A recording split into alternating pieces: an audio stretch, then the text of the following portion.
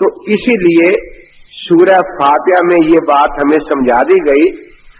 یہ سورت فاتحہ پہلی سورت ہے قرآن کی، اور اس کو قرآن کی ماں بھی کہتے ہیں، اور ساری لڑائیاں بھی اسی سورت پر ہوتی رہتی ہیں. کوئی کہتا ہے کوئی فاتحہ خلف الامام پر لڑتا ہے، کوئی فاتحہ علی الطعام پر لڑتا ہے کہ کھانے پر کیوں نہیں پڑی، کوئی کہتا ہے امام کے پیچھے کیوں نہیں پڑی. اور عجیب بات ہے جو فاتحہ پر لڑتے ہیں وہ فاتحہ کو مانتے نہ وہ ہیں نہ وہ ہیں.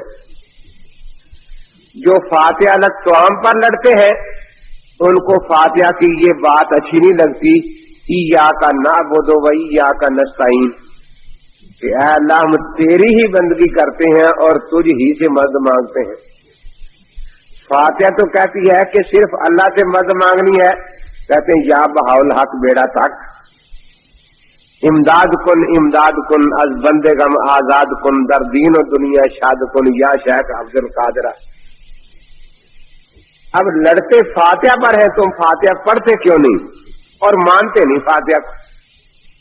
اور یہ جو فاتحہ خلف الامام میں لڑتے ہیں وہ ان کو نہیں مانتے کہ نیکوں کی تقلید کرنی چاہیے. اہدنا الصراط المستقیم صراط الذین انعمت علیہم. میں نے ایک سے پوچھا کہ آپ ائمہ اربعہ کو منعم علیہم میں شامل کرتے ہیں یا نہیں؟ خاموش. اگر وہ انعام یافتگان میں ہے تو پھر تو ان کے راستے پر چلنا چاہیے نا، ان کی تقلید کرنی چاہیے.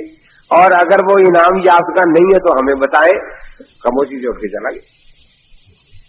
تو مقصد یہ ہے کہ تحقیق کا حق دو قوموں کو، دو چیزوں شخصوں کو ہے، نبی پاک کو اور مجتہد کو.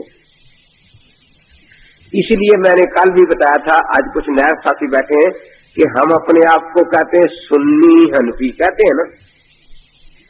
سنی میں ان مسائل میں سنی ہے جو رسول پاک نے تحقیق کر کے ہمیں دے دیے، کیونکہ سنت کا تعلق رسول سے ہوتا ہے نا. اور حنفی ہم ان مسائل میں ہیں جو امام نے تحقیق کر کے ہمیں دے دیے. اب تقلید کے مسئلے میں یاد رکھیں کہ ان کے پاس کوئی دلیل نہیں ہوتی، بس اس قسم کے شرارتیں کرتے رہتے ہیں کہ جی تقلید کا معنی ہے پتہ پتہ پتہ. روکڑی صاحب سے مناظرہ تھا، مجھے کہتا ہے اگر تجھے تقلید کا معنی آ جائے تو کبھی اپنے آپ کو مقلد نہ کہے. اچھا کیا معنی ہے؟ تقلید کا معنی ہے پتہ.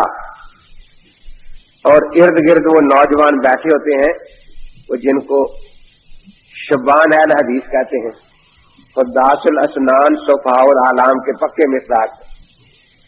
تو ان سے پوچھتا ہے وہ پتہ کس کے گلے میں ہوتا ہے؟ کتے کے گلے میں. کتے کے گلے میں. سب نے شور مچا دیا.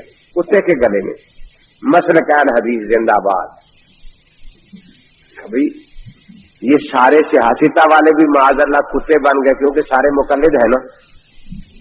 اور مسلک اہل حدیث زندہ ہو گیا.